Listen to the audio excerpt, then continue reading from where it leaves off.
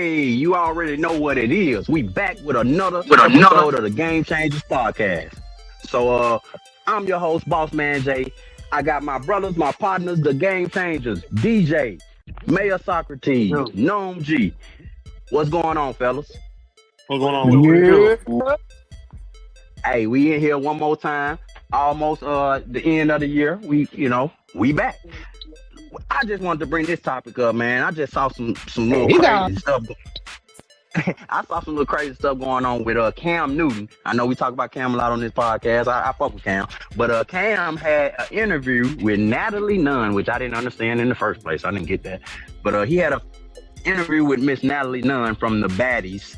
And We don't call that bitch no basically- bitch. Natalie basically was explaining the qualities of a baddie and what they bring to a relationship. So I think Cam was kind of getting tired of her ass with all this old dumb shit, but she couldn't answer the question. So I wanted to bring that up and see what you guys' reaction was to this. So let's can we play that video? Why should a man take a baddie serious? Do you know what the first thing that came to my mind?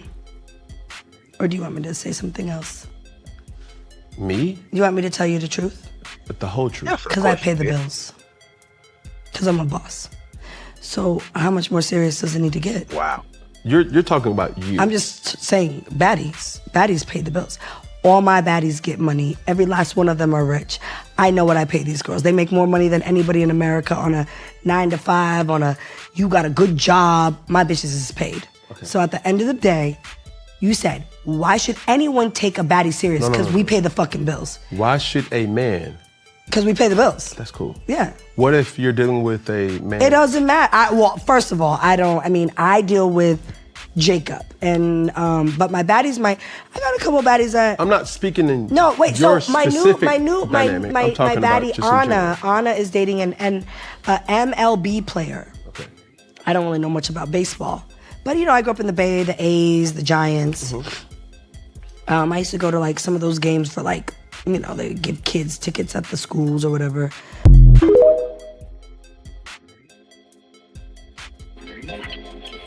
She even answer the question. Is what I'm like. What the fuck are you? At the end of the day, What do you bring to the table? at the end of the day, this girl got little girls looking up to her, and this is what the example is. Nigga, the world's That's in a poor trouble. quality woman. That's a poor quality woman The right world's there. in trouble. Fellas, Yeah, I mean, And fellas, stay in your daughter's life. Teach them. yeah. That that's what your daughter can be. Because she ain't For say real. shit with substance. All she holler about is we pay the bill. We pay the bill. That ain't what that Ain't your man asked you. daughter's He life. asked you, what do y'all bring Well, to Lil the table? Duval call it when he be hanging out with his daughter, he call it I forgot what he called it, but he basically saying he being around his daughter to prevent her from being a thought. Hell yeah. Well, I mean, I feel you just got to I do the feel it. history. You just got to do the history of Natalie Nunn. So she came in with with reality TV, and when reality TV started turning the dating shows like the Flavor of Love and all of those shows that came in the mid 2000s and all of that, the early 2000s, all those dating shows, all the fucking Bad dating Girls shows. Club. Yeah, the Bad Girls Club. When they wanted to turn it and make it more edgy, she came in with the Bad Girls Club. So they got all those girls in there fighting and making it to where No, hold females on. Natalie came in with Baddies on the Zeus No. Network. She was on Bad Girls Club. She was on the show. She didn't. It wasn't her. But She yeah. started So with Bad Girls. Yeah, well, I'm Bad just, Girls Club. yeah, so I'm just making the introduction. How she got introduced into reality TV was through the Bad Girls Club. So this is when Yes, for reality TV and all these people, these executives wanted to make it more edgy and new fighting and all that would bring viewership. So she's been in the game, 15 something plus years or something, molding girls to maneuver that way, and she's made a lot of money that way. So her answering Cam like that it's not surprising. You know what I'm saying? It's kind of, I mean, that's how she is. She's controversial and she pretty much disrespectful. I mean, that's how she made her money. Masculine. Yeah, masculine, being controversial, and not really trying to answer no questions. Now, did she make some women some money? Hell yeah, she done probably made these girls these money. She probably not lying about it. Sound like she pimping them too. You know, but Sound like a pimp. Yeah, she pimping. I heard about that. Like she's like a madame type. Like she's basically, you know, moving girl, doing her whatever thing, being basically like you said, a pimp, a madame, or she's putting girls in these different places to make money and all of that. But at the end of the day, we already know that the imagery that they're trying to kick to a lot of these girls is that you could be ratchet as hell, fight a whole bunch of other females, be messy, and you can still make money. But we know in the real world, you can't do that. You know what I'm saying? It's entertainment. Like, there ain't people, you can't run around acting like that and thinking you're going to be making money for real. You know what I'm saying?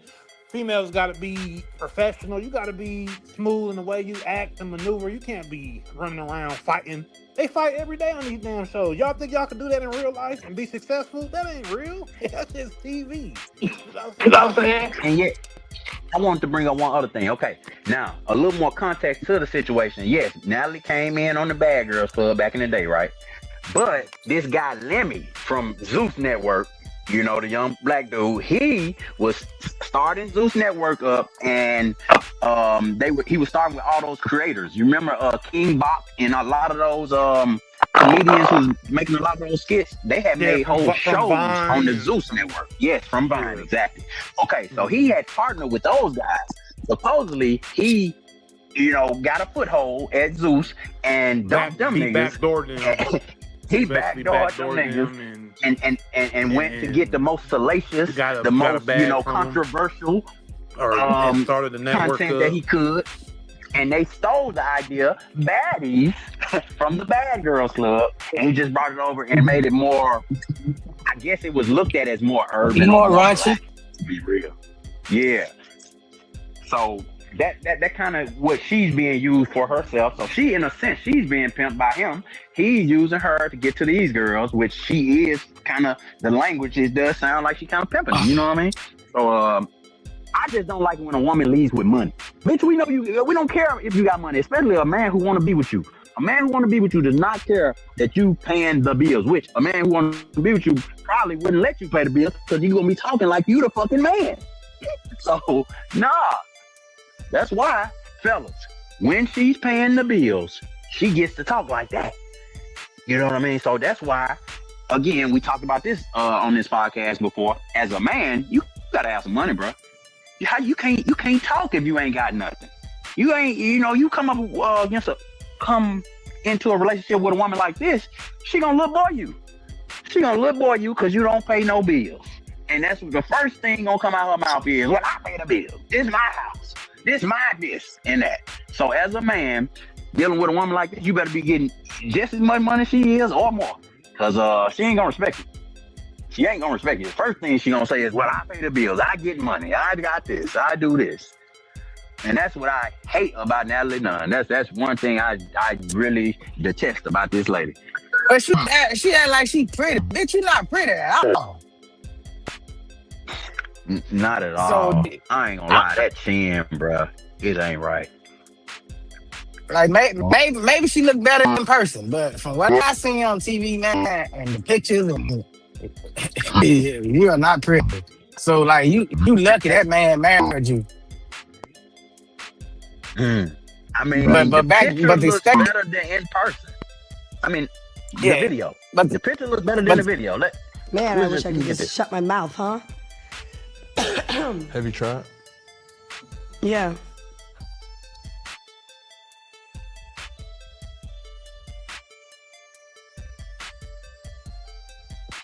Cam was getting tired of her ass, man. She didn't look too good in the video to me. The picture looked better than the video to me, in my opinion. But she's not really good looking. And again, it's predatory. This industry that they're in is predatory. They get younger girls. That's how we know Christian Rock, right? From fighting on these little shows, and she just so happened to be one of the girls that kind of stuck around and, you know, been around in the industry. And now she's a celebrity, I guess you would say. A C-list celebrity, D-list celebrity. So yeah, fellas, stay in your daughter's lives, please. because you don't want your daughter's aspiration to be fucking being a D-list celebrity or some, baddies. Which, man, if your daughter a baddie, bro, I'm gonna say a little prayer for you, bro, because I know you're going through it. I know you've been going through a little ass anyway, because these baddies, these little females is crazy, man. That's like you said, that's all they do. They talk like men, they masculine as hell, they fight, they keep up drama, and it's sickening. It's sickening. They bring the fat ones in there, the skinny ones, the tall and the short ones. They don't give a damn. As long as you'll go on there and act a fool and fight and keep up mess, hey, you baddies material. Natalie Nunn got a check for you. Yeah, and that's just sad. It's just like you could be a female that's great for a man and be a real baddie. You ain't gotta have, because I know the definition of baddie is what they is this ratchetness that they promoting, but you don't need to do that like to get respect or be respected. You could be a lady. There ain't no reason for you to be just be a bitch and then make everybody. Nothing wrong with being a lady. Yeah, like I don't know. That's just. But I mean, and ladies should just realize that's what she's been molded to do. That she's molded to promote females to move like that. Like that's what she's getting the big money for. Like so. Yeah, it'd have been cool for her to just, answer Cam's question with respect, but clearly she wasn't moving in a respectful manner. So, and it wasn't. She couldn't answer. There was no answer. What do a baddie? That was a loaded question. Cam knew what he was doing. just showing how ignorant she is. That's what he was doing. Yeah, definitely. How low substance of a woman she is. Yeah, low substance woman for sure. But if y'all get a chance, go watch that whole interview, man. It's really it's eye opening. Of course, it might make you sad if you're looking toward the future. If you got daughters, if you got but it is it's where we at in society right now. And I want to bring this topic up into it because I saw Nicki Minaj, one of the people or one of the females who kind of ushered in this kind of baddie era, and she basically went crazy on her fan base because her fan base called her out for going to speak on behalf of these politicians and political groups that she been trying to inch closer to all of a sudden because they say she's trying to get a pardon for her husband. But yeah, she basically went all the way the other way, trying to campaign for Trump and Israel and all this same thing we've been seeing from these celebrities. And her fans called her out about it. So she come out with a tweet. Nicki Minaj comes out with a tweet saying, okay, I'm not going to put out the album anymore. No more music. Hope you're happy now. Bye, Barbs. Love you for life. The Barbs have turned their back on Nicki Minaj. Go ahead, Mayor Socrates. And that's the main reason why she ain't putting that album out, because she didn't want themselves to look bad. She didn't want Cardi B and then everybody else to be able to say that they want her, and she's washed up like she really is. So that's why she canceled it, because everybody done turned their backs on her, which they should have done this a long time ago when you made her that pig. Well, I think we talked about this one other time, and let's be fair on the Game Changers, you know what I mean? They said that the dude caught the charge when he was a minor himself, and the chick was a minor. So it could get a little iffy, man. We don't really, but nonetheless, y'all saying that she's doing some of this to get a pardon for her husband? Yes, that's what the word was. That's what I heard online, of course, allegedly. We don't know. But I mean, if that is somewhere the case, I mean, you can't really knock her for that if she's trying to look out for her husband. Sometimes you might have to, go. Sometimes you might have to do something that drop your integrity for your husband or somebody. But compromise, like, come on now. I mean, a lot of people. I mean, it ain't really no difference if somebody's child get locked up and you sell your house for your, to try to help for your kid. I mean, she's just doing it. Damn, I ain't never heard that. Go ahead, DJ. I mean, I'm just saying, Oh, he breaking out a He, little bit, but I ain't never heard nobody he put got that, equate that. That was an interesting argument right there, Meritocracy. no. What I was saying is like when it come down to like a loved one, you kind of do whatever. So I feel like yeah, what she doing might be crazy and wrong, but in her eyes, she doing what's right for her husband. And I mean, people need to look at it from this standpoint, man. Look, stop getting your personal feelings and your Exactly. personal Yeah. thoughts, political thoughts. Sometimes your with these entertainers, they're there to entertain you. Okay, Exactly. they not real. Nicki Exactly. Minaj, that's her stage persona. That's her. Right. That's not her as Right. whatever her real legal Right. legal name is. You know what I'm saying? That's exactly what Onika. I was saying. That's exactly what I be saying about like athletes. I be saying myself, like with R. Kelly. I'm saying I'm a fan of the music. What he do in his personal life, that's him. Like I don't know nothing about his personal life. Yeah. I'm a fan of the music. So you gotta be able to understand the balance. So what Nicki Minaj doing, you might not like and accept it, but shit. I mean, if a lot of people was in her position, they'd probably do the same thing too.